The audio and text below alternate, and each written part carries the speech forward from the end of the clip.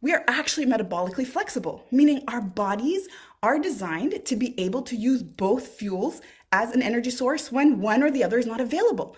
And so, in the presence of food, my body should be adaptable to be able to use carbohydrates and sugar in the moment.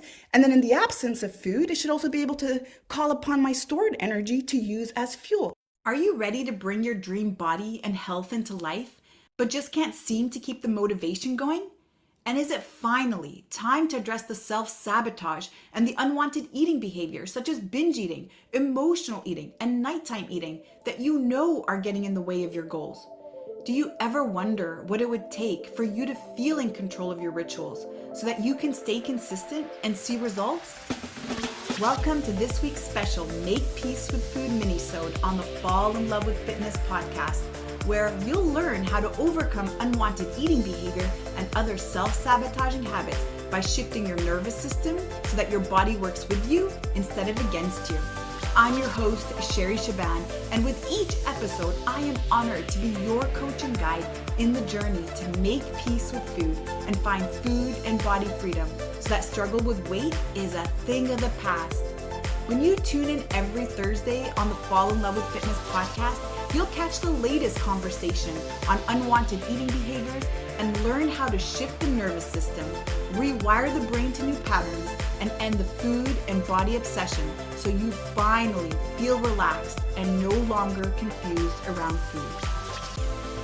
Now, before we begin, I want to quickly invite you to grab a free copy of my Food Freedom ebook that I have for you at makepeacewithfood.com. And if you find that this conversation resonates with you today, then I also want to invite you to join our free Make Peace with Food Facebook community at myfoodfreedomlifestyle.com, where you can connect with me and my team directly. The links are in the show notes. And of course, if you know somebody who you feel could benefit from these conversations and discussions, make sure to share this podcast with them too. All right, athletes, now let's get into it. Today, I'm going to be talking to you about how to speed up your metabolism.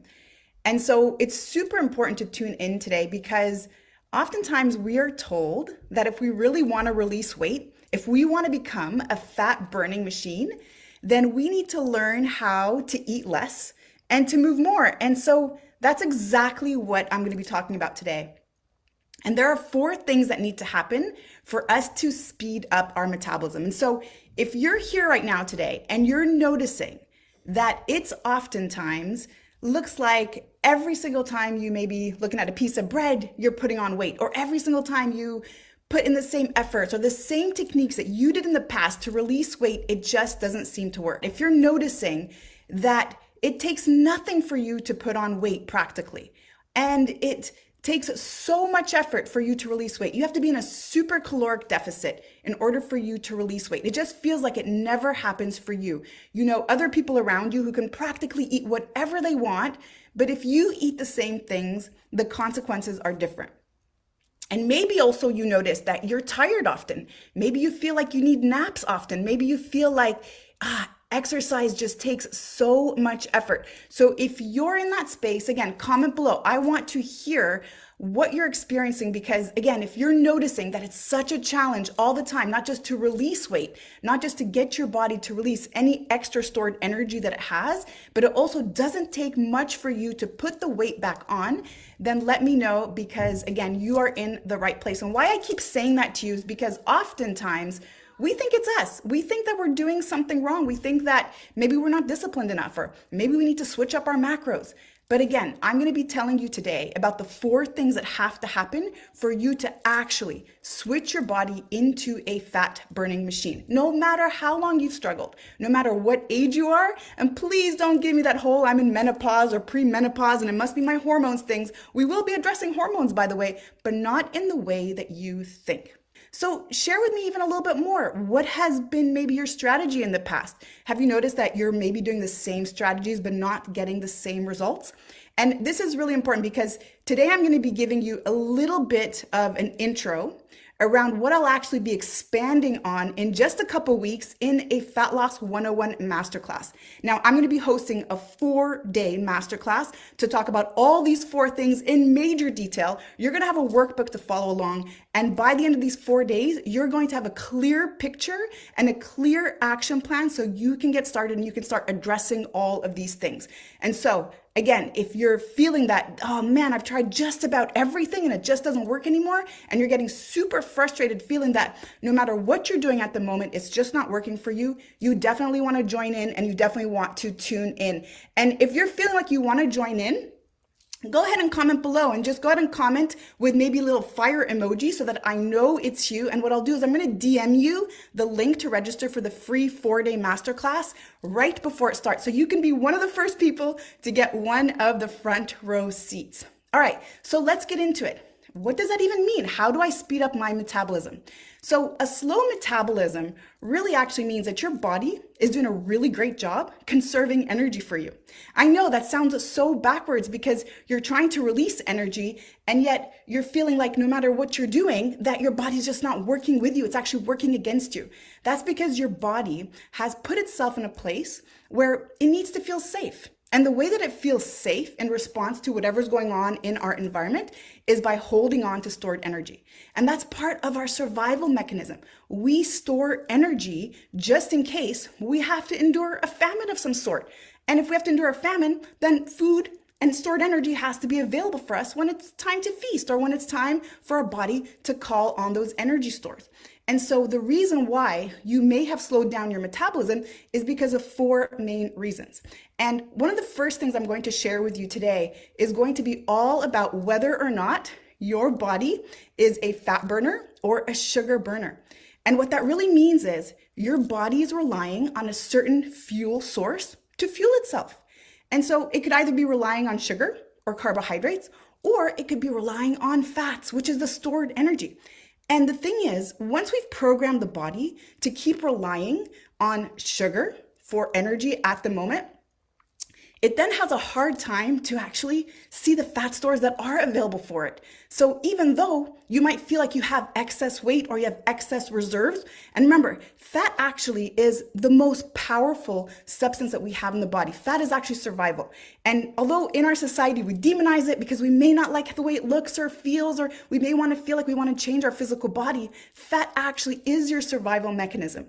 It's the way that your body can make sure that hormones are being produced. It's also the way that we can make sure that nerves are conducting properly, and also that you're able to keep warm and also create oils and different types of substances that are required to actually keep you alive and keep you functioning optimally.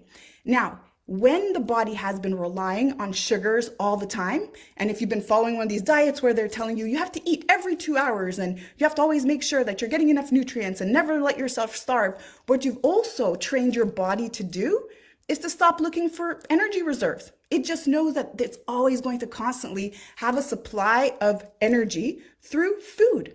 And what it ends up doing is creating hormones and enzymes that are particular just to being able to use the food that you gave it, instead of being able to actually pull out stores, which is in the form of fat, from our fat cells. And so oftentimes this is just a matter of conditioning. When we condition our body to eat every couple of hours, then we start to become sugar burners. We start to rely on sugar instead of fat as fuel. And here's the thing. It's not that it has to be one or the other. It's just that we are actually metabolically flexible, meaning our bodies are designed to be able to use both fuels as an energy source when one or the other is not available. And so in the presence of food, my body should be adaptable to be able to use carbohydrates and sugar in the moment. And then in the absence of food, it should also be able to call upon my stored energy to use as fuel, so that I never have these hypoglycemic dips. I never have these big sugar crashes. And again, that's another sign of a slowed metabolism. If you notice that you're oftentimes hangry, you get cranky when you're not fed, you notice that you start getting lightheaded, maybe you stand up and you feel a little bit dizzy, again, you're feeling super tired. Those again are signs that you are a sugar burner. And the other thing too is that you notice that you have a lot of sugar cravings. You notice that maybe in the middle of the afternoon, there's this typical dip where you feel a lowered energy. You might feel like you want to nap, or you might feel like you're jonesing for something sweet. You're jonesing for a quick pick-me-up. And I'm talking about sugar here as something sweet, but I also want to remind you that a simple sugar could also be something like chips. It could be just a very simple form of carbohydrates. It could be crackers. It could be something that gives you instant fuel and has a very high glycemic index, something that can give you fuel right away. Now, I'm not going to nerd out too much. I'm actually going to save that a little bit for the Fat Loss 101 Masterclass, which is going to launch in 2 weeks. Again, if you want to join in, go ahead and give me a fire emoji in the bottom here in the comments so that I make sure that I send you the DM to register for the free masterclass. And why I want you to register is because, first of all, you're going to be getting all of the little workbooks that we're going to be using throughout those 4 days. You're going to be getting a private link to join the Zoom so that you can ask me questions. So again, just make sure you comment below and then I'll send over that link. Now, I briefly touched on the fuel source, but there are other things too. There are hormones, for example, and the types of hormones that we're talking about are cortisol and insulin, which again, I'm going to expand on way more in the masterclass. But what's really important to note is what's behind cortisol is actually, again, a drive for the nervous system to seek out survival. It's us being in that survival state where our cortisol is high. When our cortisol is high, we're going to have a hard time using that utilized energy. We're actually going to be increasing our cravings. We're actually going to be looking for instant energy in the moment. And then the other thing too is gut health and our nervous system. Now, I talk a lot about protection mode and being in protection mode. And that's really important because what's behind all of these 4 different things is the nervous system.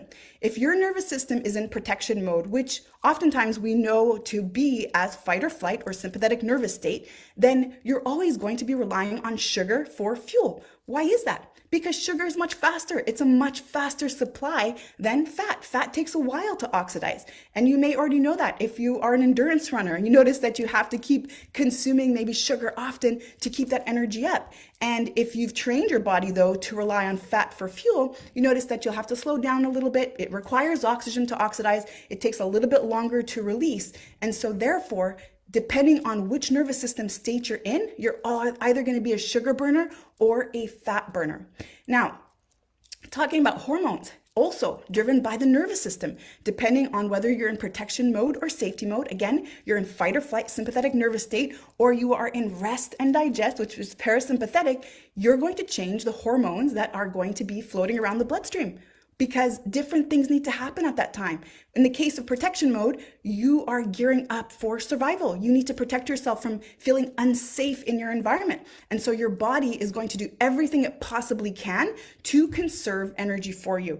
And what happens when we are in protection mode is we slow down our metabolism. The metabolism slows way down when we're in protection mode. And then we turn on that binge response, or we turn on that need to look for instant energy. We start to feel the cravings. We start to feel like we may be eating out of control or out of integrity. And what I mean by out of integrity is I wanted to eat this, but then I found myself at the bottom of a bag of chips, or I was planning on eating that, which I prepared for myself, and yet here I am finishing a row or 2 of Oreo cookies.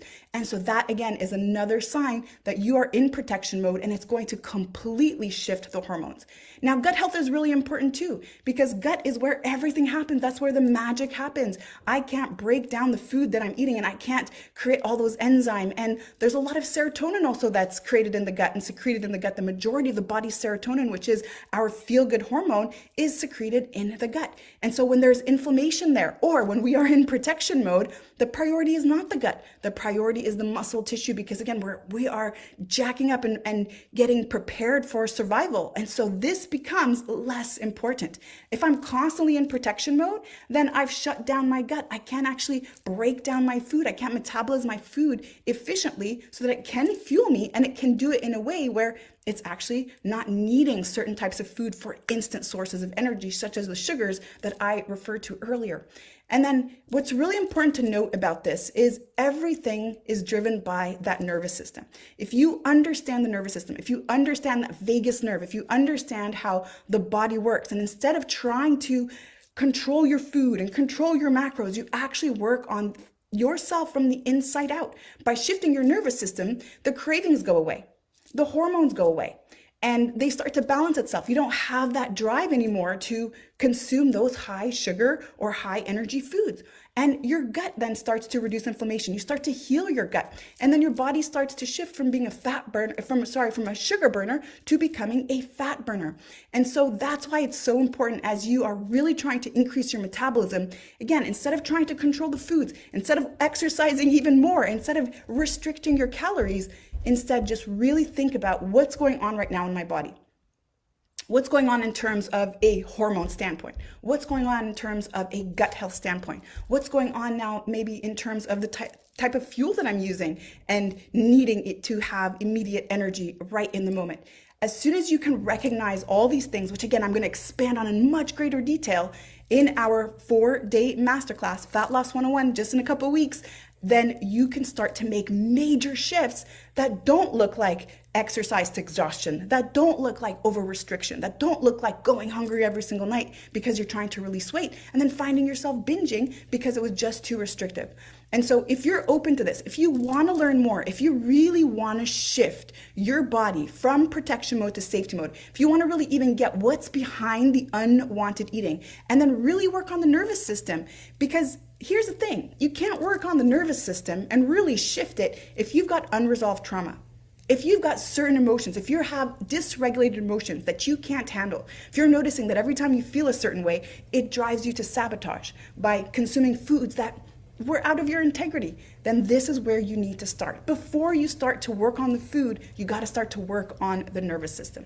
So if this resonates with you and you want to learn more, then first of all, you're going to give me a little fire emoji in the bottom so that you can join that Fat Loss 101 masterclass. Remember, it's a 4-day free masterclass where we're going to expand on all the things that I spoke about today. You're going to hear more about that next week as well. And then also, if you want to get on a free strategy call, this is a food freedom strategy call where we're going to get together for 30 minutes and go through what you're experiencing around your unwanted eating. What is your behavior with food? What is your relationship with food? And is it a nervous system issue? We're going to discover that together. We're going to create a plan to be able to help you move forward and do it in a way that's enjoyable, that's relaxing, and that actually works on the root cause of the issue so that once the binging stops, once the emotional eating stops, once the mindless eating stops, you naturally see your body release weight and start to shift all the things that I spoke about today without the effort. It just happens so enjoyably and so naturally. Thanks so much for your time today. And more importantly, thank you for showing up for you, because this is how it starts. You shared with me your time today, and I hope that I've shared with you some knowledge today, and I will see you in that masterclass soon. Thank you for listening to this week's Make Peace with Food Minisode on the Fall in Love with Fitness podcast. If this has resonated with you today, I want to invite you to subscribe to the show so you never miss a beat. And if you know someone who could benefit from this conversation, then please share this episode with them. Let's work together to help as many people as possible make peace with food and fall in love with fitness. And by the way, I need to mention that if you rate and review this podcast on iTunes and send over the screenshot to Sherry at sherryshaban.com, you'll receive a $500 voucher to join me at one of my upcoming retreats or to use it in our Make Peace with Food coaching program. And don't forget to visit myfoodfreedomlifestyle.com to join the free Facebook group for more resources.